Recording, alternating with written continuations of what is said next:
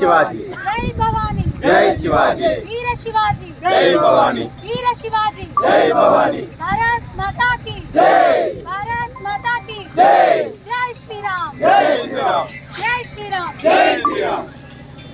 జగిత్యాల నియోజకవర్గం రూరల్ మండలం సంగంపల్లి గ్రామంలో హైందవ సామ్రాజ్య స్థాపకుడు శ్రీ శ్రీ ఛత్రపతి శివాజీ మహారాజ్ గారి విగ్రహావిష్కరణ సందర్భంగా ఇక్కడికి రావడం జరిగింది. నన్ను ఇక్కడికి ఆహ్వానించినటువంటి మా బీజేపీ సంగంపల్లి సత్యనారాయణరావు గారికి, అదేవిధంగా యువకులు శివాజీ మహారాజ్ ఎంతో మందికి ఆదర్శం. మరీ ముఖ్యంగా యువతి యువకులు వారి ఆలోచనల్ని, వారి పోరాట పటిమని ముందుకు తీసుకెళ్లినటువంటి ఉద్దేశంతో ప్రతి గ్రామంలో, అదేవిధంగా సంగంపల్లి అనేటటువంటి మా గ్రామంలో కూడా ఆ మహనీయుని విగ్రహం ఉండాలి, వారిని మేము కొలుచుకోవాలి, భవిష్యత్ తరాలకు ఆదర్శంగా మేము చూపించుకోవాలన్నటువంటి ఉద్దేశంతో ఇక్కడ సంగంపల్లి పెద్ద మన ఆత్మరక్షణ కోసం మనం పోరాటం చేయాల్సిన సమయం వచ్చింది.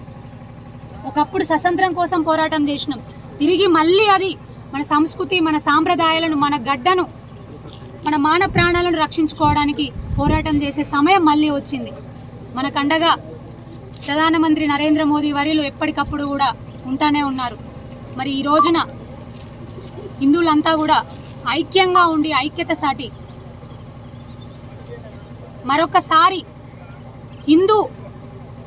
హైందవ ధర్మ స్థాపనకై ముందు కూరకాల్సిన సమయం వచ్చిందని మరొక్కసారి తెలియజేసుకుంటూ, ఎక్కడికక్కడ కూడా ఐకమత్యంగా ఉండాలి. ఐకమత్యమే మన బలం అవుతుంది. తద్వారానే మన సంస్కృతి సాంప్రదాయాలు కానివ్వండి, మన ఆచార వ్యవహారాలు కానివ్వండి, ప్రతి ఒక్కటి కూడా మనకు సాధ్యపడతాయి. ఎందుకంటే మాట్లాడుకోవాల్సిన తరుణం వచ్చింది. పక్కన దేశాలు ఎట్లా ఇక్కడే చూస్తూ ఉన్నారు. ఏ ఒక్క దేశము కూడా స్థిరంగా లేని పరిస్థితి. ఓ సిరియా కానివ్వండి, ఓ ఇరాక్ కానివ్వండి, ఓ ఇజ్రాయెల్ కానివ్వండి, ఓ బంగ్లాదేశ్ కానివ్వండి, పక్కనున్న పాకిస్తాన్ కానివ్వండి, తినడానికి కనీసం ఒక రొట్టె కూడా లేని పరిస్థితి పాకిస్తాన్లో. గోధుమ పిండి కోసం కొట్టుకుంటున్న పరిస్థితి. కానీ మనం ఇంత భద్రంగా ఉన్నామంటే దానికి కారణం, ఇంత మంచిగా, ఇంత స్వేచ్ఛగా బతుకుతున్నామంటే దానికి కారణం నరేంద్ర మోదీ గారు భారతీయ జనతా పార్టీ. అంటే ఇది రాజకీయాలకు అతీతంగా మనం చేసుకుంటున్నటువంటి కార్యక్రమం. కానీ మాట్లాడుకోవాల్సిన సందర్భం వచ్చింది కాబట్టి మాట్లాడుతూ ఉన్నాను. దయచేసి ఇది అందరూ కూడా అర్థం చేసుకోండి. మనం అందరము కలిసి మనకు ఏదైతే అండగా ఉంటుందో, మన ఆచార వ్యవహారాలకు కానివ్వండి, మన హైందవ ధర్మానికి కానివ్వండి, మన హిందుస్థాన్కి కానివ్వండి, ఏదైతే మనకు బాగుంటుందో దయచేసి ఒక్కసారి ఆలోచన చేసి అందరూ కూడా ఆ విధంగా కదలాలి. మరీ ముఖ్యంగా మహనీయులు ఛత్రపతి శివాజీ మహారాజ్ గారు. మరి ఆయన అంటే ఎవరు అని అమ్మలక్కలు అంటారు, వదినమ్మలు అంటారు. ఇందాకనే చెప్పిన, ఒకప్పుడు ఆ చక్రవర్తులు అందరూ కలిసి, మొఘలులు, బహుమనీయులు, వాళ్ళందరూ వచ్చి మన దేశాన్ని ఆక్రమించుకొని అన్యాయం చేస్తుండే. ఆడోళ్ళను అంగడి బొమ్మల్లాగా అమ్ముతుండే. అప్పుడు పుట్టిండు ఒక సింహంలాగా, గర్జించే సింహంలాగా ఛత్రపతి శివాజీ మహారాజ్.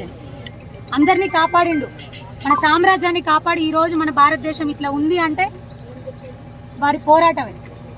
అందుకని వారిని అందరము కలిసి పిల్లలకు మనం కథలుగా చెప్పాలి. వారి జీవితాన్ని పిల్లలకు కథలుగా చెప్పాలి. స్పైడర్ మ్యాన్, సూపర్ మ్యాన్ అని చెప్తా ఉంటాం, అది కాదు మనం చెప్పాల్సింది. ఛత్రపతి శివాజీ మహారాజ్ ఒక వీర హనుమాన్, ఇవన్నీ మనం చెప్పాలి కథలు. తప్పకుండా కూడా నాకు ఇంత గొప్పటి సువర్ణ అవకాశం అందించినటువంటి సంగంపల్లి గ్రామస్తులందరికీ, మరి ముఖ్యంగా సత్యనారాయణ గారికి, శివ గారికి, సతీష్ గారికి, అందరికీ కూడా పేరు పేరున, పెద్దలందరికీ కూడా, ఇక్కడ మాజీ సర్పంచ్లు ఉన్నారు, మాతో పాటు వచ్చినటువంటి అధ్యక్షులు తిరుపతి అన్న గారు ఉన్నారు, అదేవిధంగా దశరథ్ రెడ్డి అన్న గారు, రమేష్ అన్న గారు, వివిధ స్థాయిలో ఉన్నటువంటి పెద్దలందరూ కూడా ఉన్నారు.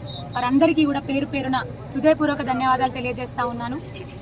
మరొక్కసారి ఛత్రపతి శివాజీ మహారాజ్ గారిని తలుచుకుంటూ, వారి యొక్క స్ఫూర్తితో, వారి యొక్క ఆలోచనలతో, వారి యొక్క పోరాట పటిమతో మనందరము కూడా ముందుకు సాగాలని కోరుకుంటూ అందరికీ మరొకసారి ధన్యవాదాలు తెలియజేస్తా ఉన్నాను.